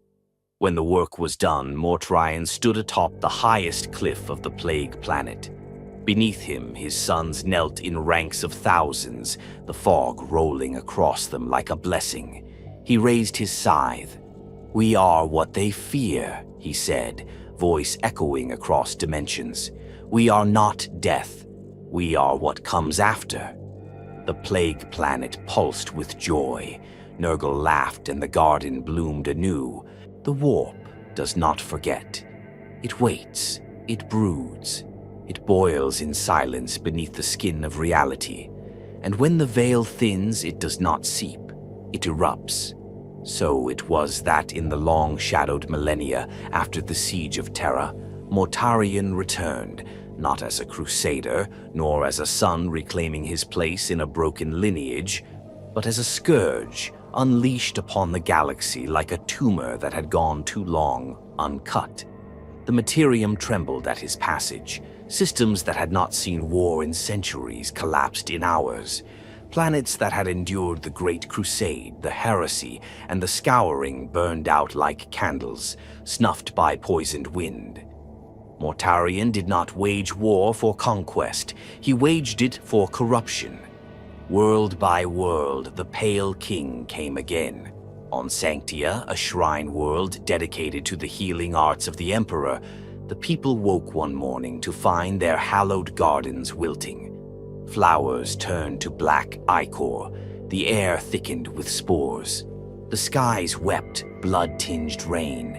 By the time the Death Guard descended, the population was already dying in the streets. When Mortarion landed in the central square, the ground cracked beneath his boots, and the statue of Saint Decima collapsed into dust. He did not order the attack. He did not speak. His sons swept through the city like a storm of iron and filth, and when the last of the nuns died, vomiting centipedes from her eyes, Mortarion carved a scythe into the floor of the cathedral and vanished. The Imperium never reclaimed Sanctia. It was left as it was, a warning. On Laxium, a forge world fortified with macro batteries and steel-armored hive towers, Mortarion came not to purge but to test. His fleet surrounded the planet, not in battle formation but in orbiting decay. For 41 days he ordered no fire, and then the sickness began. It started with coughs, ignored. Then came the fevers, denied. By the end of the second month, the tech priests were disassembling their own flesh in desperation, trying to purge what could not be cured. Their machines rebelled. Binary transmissions were replaced with the sound of children screaming. The cogitator stacks melted into slush. When the Death Guard finally made planetfall, the defenders had already begun to worship the sickness that killed them. Mortarion left behind a single plague engine at the planet's core and watched as it bloomed into a hive tower of sentient infection. He said nothing. The galaxy learned to fear the silence more than the scythe. And then came Cornavin, a world long shielded by the Ordo Malleus, fortified by ancient rites, protected by the vaults of the Inquisition. It had known the touch of demons before and endured. It was said that the Grey Knights themselves had made their citadel here, which is why Mortarion chose it.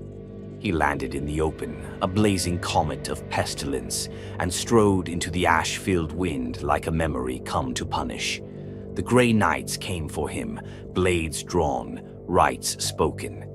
They had faced greater demons before. They had banished the children of the warp. They were forged in secret, armored in myth, chosen by the Emperor himself. But this was different. Mortarion did not attack. He waited.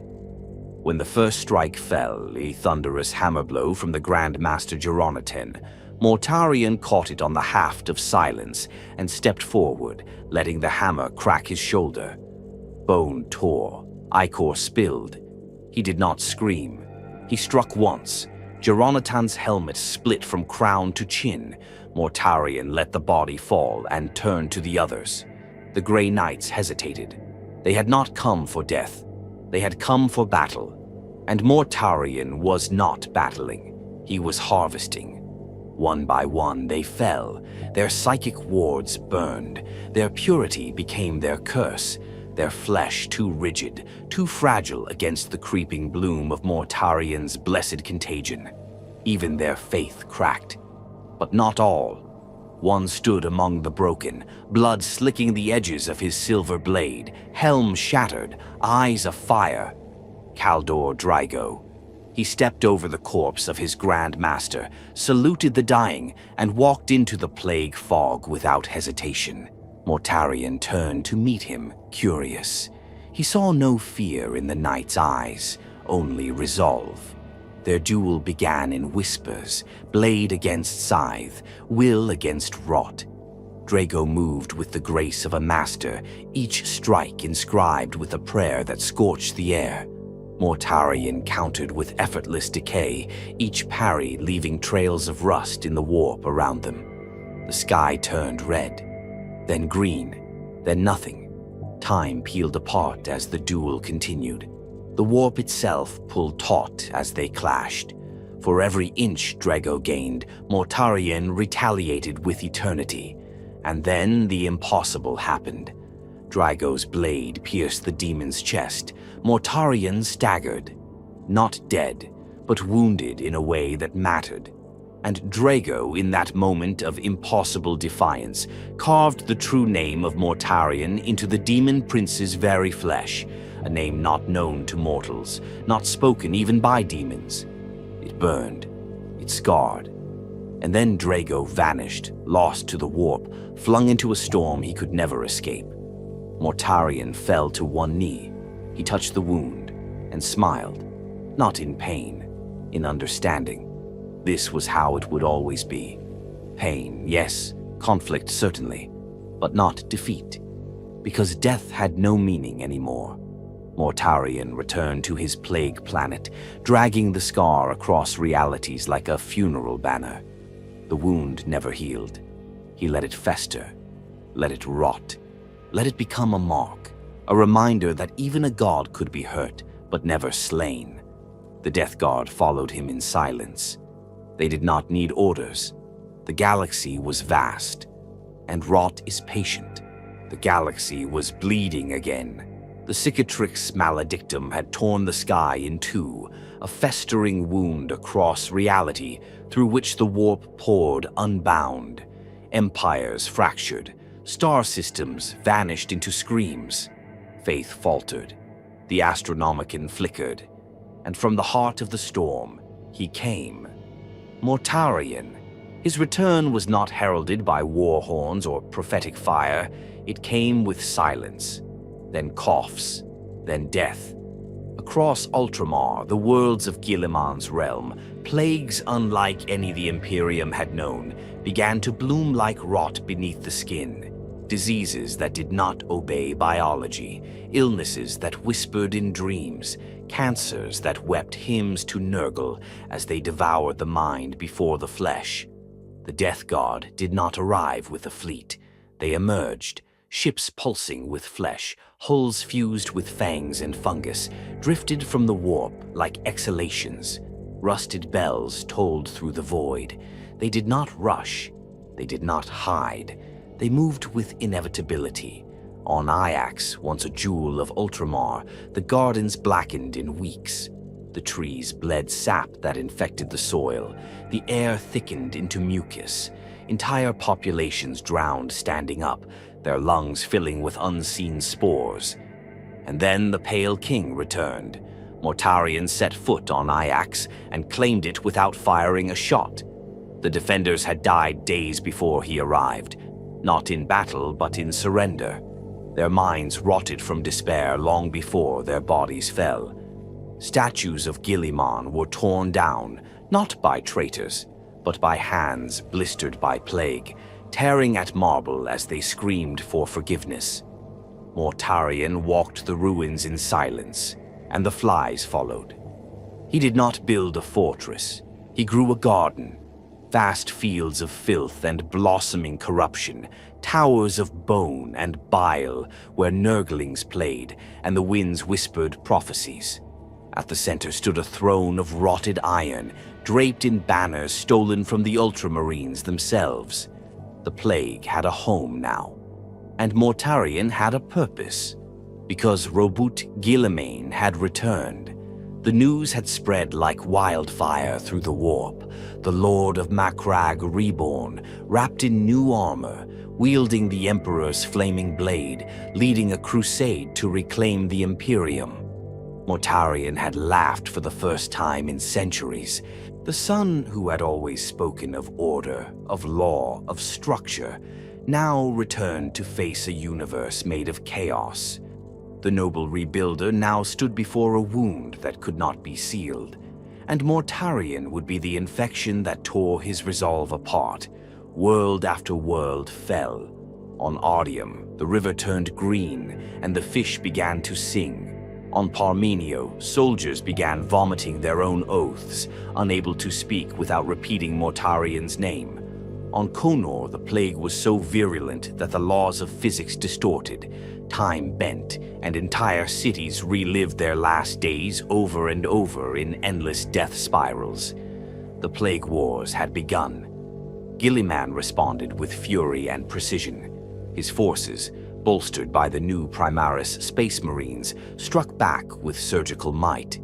Cleansing fire rained from orbit. The Ultramarines, the Adeptus Mechanicus, the Sisters of Battle, and even the Custodes carved swathes through the infected. But they were always too late. Mortarion was never caught, never cornered. He moved like smoke through the war zone, attacking from nowhere, withdrawing without trace. His sons flowed like poison between the cracks. Wherever Guilliman went, the Death Guard had already passed. And still the Pale King waited. He did not strike. He invited. Until finally, on Ajax, the trap was sprung. Guilliman descended, fire in his eyes, thunder in his wake. He brought the finest of the Primaris, led by Marneus Calgar himself, and a full cohort of grey knights roaring in righteous fury. They thought it would be war, but Mortarion made it a confrontation. He waited atop his throne of rot, watching as Guilliman entered the garden. No blades were drawn, not yet. They simply stood, facing one another, two sons of the same father, now divided by eternity. "Look at what you've become," Guilliman said, voice low. "You were meant to be a guardian of humanity." "I was," Mortarion replied, "until I saw what humanity was destined to become. You traded your soul for decay. I traded nothing. I was born into decay. I simply stopped pretending it wasn't there." The silence between them stretched. Then Guilliman stepped forward. "Then die as a traitor." And Mortarion smiled. "Let's see if gods bleed." The fight shattered the garden. Mortarion's scythe crashed against Guilliman's flaming sword, warping the air with each strike. The plague god's blessings clashed against the Emperor's light, and the ground broke beneath their feet. Mortarion fought not with anger, but with conviction. Every blow was methodical, every movement laced with centuries of discipline turned to ruinous purpose. Guilliman fought like a storm, fast, overwhelming, brilliant. But Mortarion was not trying to win, he was trying to infect. And for a moment he did. A crack in Guilliman's guard, a gasp of fetid air, a cough, and Mortarion laughed, triumphant, even as the flaming sword pierced his chest. But then, the light surged. Guilliman, coughing blood, lifted his blade once more. And for a moment, just a moment, the Emperor moved through him.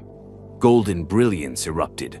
Mortarion screamed as light poured through the wound, not burning flesh, but memory. He saw Barbarus. He saw his mother's face. He saw the boy who once dreamed of freedom.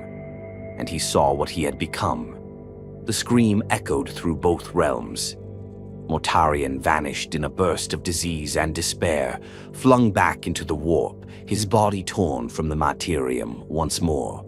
The garden withered, the rot recoiled, but the plague did not end, because Guilliman fell to one knee, choking, and far away in the plague planet, Nurgle stirred, and Mortarion, though wounded, whispered, "Even light casts shadows. There are places in the warp where time does not walk, it festers.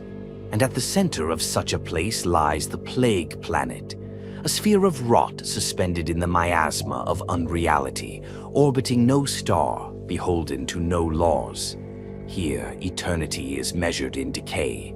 Each breath feeds new infections, each hour births a new disease, given life by laughter, cruelty, and love twisted into pestilence. And atop it all sits Mortarion, the Pale King, enthroned upon a mountain of bone and rust. He does not smile. He rarely speaks. But all who dwell within his rotting domain know his will. The Daemon Primarch has grown silent with time. In the years since Guilliman's return and the faltering of the Imperium's northern half, Mortarion has become something more than a general, more even than a god's chosen. He is a myth sculpted from corpse gas and failure, a story told in fevered whispers by lost psykers and dying inquisitors who dream of cloaked wings and breathless horror. He rules not as a monarch, but as a plague incarnate. His court is not made of nobles, it is made of symptoms. Here, the lords of the Death Guard bring gifts not of gold, but of rot. They offer up lungs blackened by new contagions. They present prisoners whose minds rot before their flesh. They sing praises not in hymns, but in gurgling, mucus-slicked war songs. Mortarion listens in silence, eyes hooded behind cracked lenses. His wings twitch when something pleases him. When they don't, the silence grows heavier. The Death Guard has changed. What was once a legion of grim endurance has become a pilgrimage of pain. Each warband seeking not glory, but new forms of despair to feed the Reaper's hunger. They are missionaries now, spreading the wordless gospel of inevitability across the stars. Where others bring fire, they bring slow death. Where others seek victory, they seek stagnation. They are the wall that never cracks, the cough that never clears, the siege that never lifts. From the plague planet, Mortarion watches them with disinterest, his mind often elsewhere, not in the warp, but in fragments of the past. He dreams still, though demons should not. He sees Barbarus again, not as it was, but as it could have been. In the haze of memory, he sees himself standing on that mountaintop, the sky clear, the air breathable, the father dead by his hand, the people free. He sees a world unbroken by poison. Then the dream shifts. The corpse of his adoptive father rises, eyes glowing with the Emperor's fire, and Mortarion wakes. Each time he rises from the throne and walks into the mists of the garden, leaving the lords behind. He drifts between the crooked trees and bubbling sores of Nurgle's paradise, the fog curling around him like old sorrow. Nurgle watches, of course. The god is always present, humming in the rustle of pus blossoms, chuckling in the rattle of plague flies. But even the plague god has come to respect Mortarion's silence. The Pale King no longer seeks his master's laughter. He seeks meaning. He has slain demigods. He has conquered systems. He has infected starfire and turned purity into supplication. And still he is unsatisfied, because deep within him there is a whisper, not from Nurgle, not from the warp, but from the memory of who he was. A boy on a poisoned world who once believed death could be denied, that evil could be resisted. Now, Mortarion is evil's echo, and he knows it. But he also knows this: doubt is a luxury of the weak. So he moves still. Raids into real space grow bolder. His warbands stalk the fringes of Ultramar, strike deep into Mechanicus forge clusters, and leave entire subsectors cut off by creeping warp plague. Mortarion leads some of these himself, appearing in the skies like a scythe falling from heaven. One such raid fell upon the fortress world of Elborvas. The world had withstood Black Crusades. It was believed impregnable, a bastion of faith and steel. It fell in 7 days. Mortarion descended into its deepest vaults, not for conquest, but for the liberation of a single artifact, a fragment of rusted plasteel from his old war scythe before its corruption. He held it for hours, staring into it, seeing his own gaunt face reflected in the pit-scarred metal. Then he ground it to dust beneath his boot and left. Another time, he stalked the crypt fortress of Pyrrhus Thorn, a loyalist inquisitor lord who had once uncovered one of Mortarion's hidden cults. Thorn had built his life on purity, discipline, and faith. Mortarion did not kill him. He infected his dreams. Over weeks, the inquisitor's prayers began to slur. His scribes noticed his ink turned green. He wrote the same sentence for 6 days straight. I am the breath beneath the mask. He hanged himself in his archives, smiling. Mortarion never returned to see the corpse. He did not need to.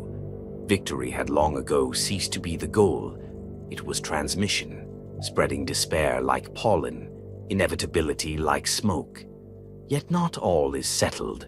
Rumors speak of Mortarion growing restless, that he paces the edge of Nurgle's garden, staring into the void that separates the warp from Terra, that he gazes northward toward the light of the Astronomicon and clenches his gauntlets until the rust bleeds, that he speaks the name Gilliman, not in hatred, but in longing, not for reconciliation, not for revenge, but for understanding.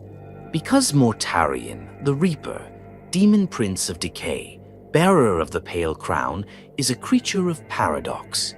He was forged by tyranny, and he has become tyranny.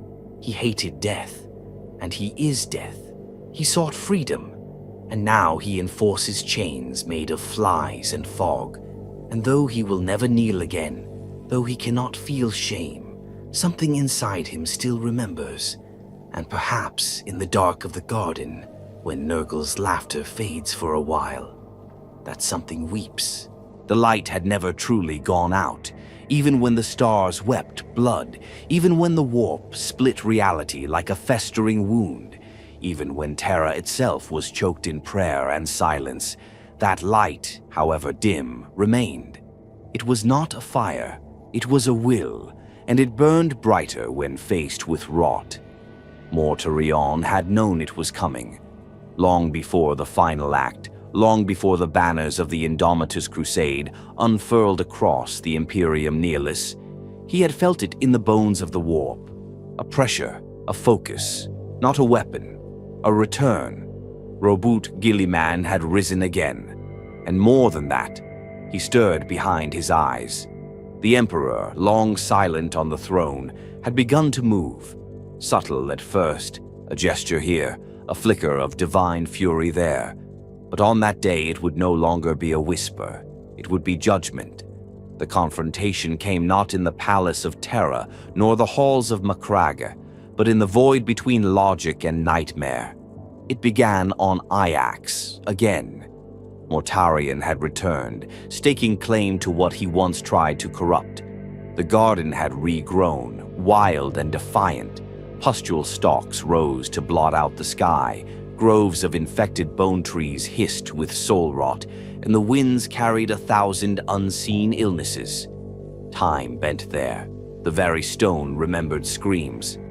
But Mortarion did not come to seed more filth. He came to wait, because he knew Guilliman would answer. And more than that, he would come with him, and come they did. The skies above Ajax split open with the fury of the throne.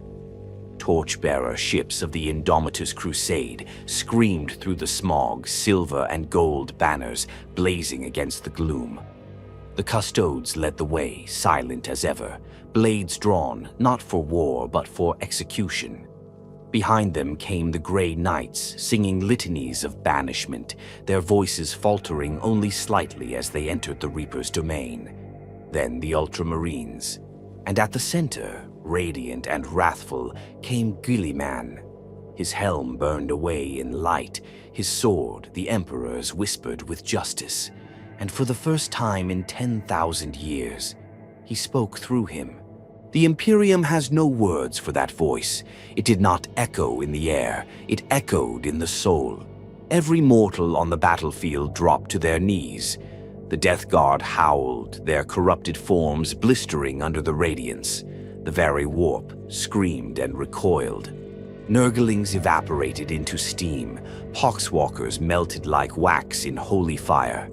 Mortarion stood in the midst of it all, wings cloaked in mist, his scythe scraping across the bones of the earth. "I see you," the Emperor said, not to Guilliman, but through him. Mortarion did not flinch. "You always saw me," the Reaper answered, voice like a rusted bell. "You just never looked." The ground shook. Guilliman stepped forward, eyes glowing white-hot, blade held in both hands. The fire pouring from him was no longer psychic energy, it was presence. It did not move around him, it moved through reality. "I offered you truth once," Mortarion said. "You gave me chains. I offered you salvation," the Emperor spoke, fire curling from Guilliman's lips. "You offered compliance." With a scream, Mortarion charged. There was no war cry, no signal, just the hiss of vapor as he tore across the ruined garden. His scythe arced forward in a blur of shadow and death. Guilliman raised the blade, and the clash sent shockwaves that shattered mountains. Time fractured. With each blow, echoes of the past screamed back into being. They were children again, one molded in marble, the other in filth. They were generals again, one preaching order, the other endurance. They were sons again, one loved in silence, the other raised in horror. And now they were gods, locked in final reckoning. Mortarion's strikes came like rot spreading through a wound, relentless, inevitable. But Guilliman stood firm, the Emperor's light burning away each breath of disease before it could reach him. His armor cracked, his body bled, but the fire never dimmed. "Your soul is already dead," Guilliman said, "but your lies are not immortal." Mortarion growled, not in pain, but in memory. "I never lied. I told them what you wouldn't, that you can't protect them, that hope is a sickness, and I am the cure." "You are a symptom," came the reply. And then the Emperor struck. Not Guilliman, not the sword, The Emperor. The ground ignited in white gold flame. Reality peeled back. Warp and matter split open as the throne's will flooded the field. Not as a man, not even as a god, as judgment incarnate. Mortarion screamed, not in fear, but in recognition. He felt every moment of defiance, every refusal, every lie wrapped in the cloth of duty. And the Emperor burned them all. The scythe shattered. The wings curled inward and turned to smoke. The armor peeled like rotted bark. Mortarion fell to his knees. The fire poured through his soul, not to destroy, but to banish. "Go back to your master," the Emperor said, voice thunderous. And then the garden began to burn. The plague god's bloom withered in a flash. Tree flesh ignited. Bile pools steamed. The song of the Nurglings turned to screams. The rot itself tried to retreat, but there was no place untouched by the fire. Mortarion turned his eyes to the sky one last time, and for a moment he was Thomas, the child who'd stared at a sky he couldn't breathe. He saw his mother. He saw the mountain. He saw what he could have been. Then the fire took him, not into death, but into the warp, flung like a wounded beast through the immaterium, his essence scorched and screaming. The Reaper had fallen. But the plague did not die. It never dies. There is no silence in the warp. Even in corners where gods do not tread, there are whispers, old songs echoing from the edges of thought, dead prayers bouncing off fractured dimensions. Screams bloom like fungi. Names are repeated until meaning falls away. But now there is a silence, and at its center sits Mortarion, not on a throne, not in glory, but on the jagged remains of what once was. He had returned to the garden, but it did not welcome him. The fires had long since died, but their memory lingered. Ashes clung to every branch, spores refused to grow, laughter had soured into something brittle. Nurgle's court no longer sang in joy, the Nurglings no longer danced. The great unclean ones watched their pale king with something they did not recognize, something they were not meant to feel. Doubt. Mortarion had failed. Not in war, he had lost battles before. Not in conquest, he had watched empires rot from within. No, this was different. He had been touched by the light. The Emperor had spoken, and worse, Mortarion had listened. Now he sat alone, far from the pulsing heart of the garden, atop a hill of dried bone where nothing grew. His wings hung limp, cloaked in rot, their once proud shrouds now tattered and quiet. Silence his scythe had not reformed. Its haft lay cracked beside him, the blade still bearing scorch marks where Gilliman's fire had kissed it. He could not forget it. Not the pain, not the wound, not the truth. He remembered the boy he once was, the mountain, the breath that never came, the hate that shaped him. But now, even that hate seemed hollow. He had defied the Emperor, fled from his father's light, carved his path through death and decay to escape a destiny imposed by another. And in the end, he had become exactly what he had sworn to destroy. A tyrant, a tool, a hollow vessel for a god he did not love, serving a cause he no longer believed in. Nurgle had not spoken since his return, not directly. The plague god hummed as he always did, content in his games and gardens, turning his face from his child.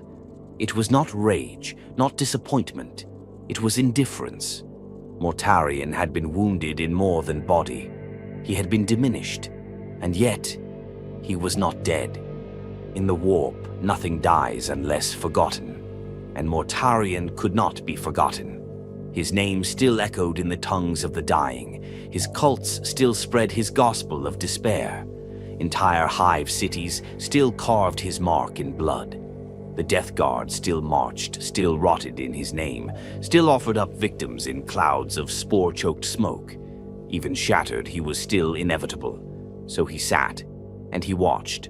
He no longer led his sons. They went without him, perhaps sensing his distance, perhaps denying his doubt. Some whispered that Mortarion had retreated into himself. Others believed he wandered deeper into the warp, seeking forgotten truths. A few even dared to believe that Guilliman had freed him, but Mortarion knew better. There is no freedom for the damned. There is only pause. He stared at the void beyond the garden, that endless sea of unreality, and saw visions. Not futures, not possibilities, but reflections. Versions of himself in other timelines, other nightmares. In one, he had died on Barbarus, lungs bursting on the slope, never knowing the sky. In another, he had knelt to the Emperor and served as the shield of mankind, noble and grim, silent but pure. In one, he had turned from both paths and disappeared, becoming nothing more than a ghost story told in the hive depths. He saw them all, and none of them were him, because in every reality, he was still captive to fate. And that was the truest wound Guilliman had inflicted, not with sword or fire, but with presence. He had reminded Mortarion that choice had always been an illusion, that the freedom he fought for was a mask for a deeper chain, that he had been led by the Father, by the Emperor, by Nurgle, by hate. He rose eventually, slowly. The hill of bones cracked under his weight. He walked alone into the fog, deeper into the garden than even the demons dared tread. Here, time frayed to thread, shapes lost meaning. Nothing grew. It was where the first seed of rot had been planted. He knelt there, and for the first time in memory, Mortarion prayed. Not to Nurgle, not to the Emperor, not even to himself. He prayed to silence, to the idea that maybe, just maybe, something else waited beyond all of this, something that wasn't rot or fire or blind devotion. And the silence answered, not with words, not with light, but with stillness. And Mortarion, Daemon Primarch, Lord of Decay, champion of inevitability, closed his eyes. For a while he did not move. Then he laughed. It was not mocking, not mad. It was small, a breathless, bitter laugh, the kind a dying man makes when he sees the joke far too late, because the silence had shown him the final truth. There was no salvation, not for him, not for anyone. There was only existence. And so Mortarion stood, no longer waiting, no longer questioning, just moving. The scythe reformed in his hand, not at his command, but as an extension of inevitability. The wings lifted, the rust groaned, and the garden watched. He would return, to war, to plague, to purpose, not because he believed, but because he was what came next. And across the stars, Guilliman stirred in his sleep, feeling the cold wind of despair begin to rise again, because death is not the end, and the Reaper had remembered his path.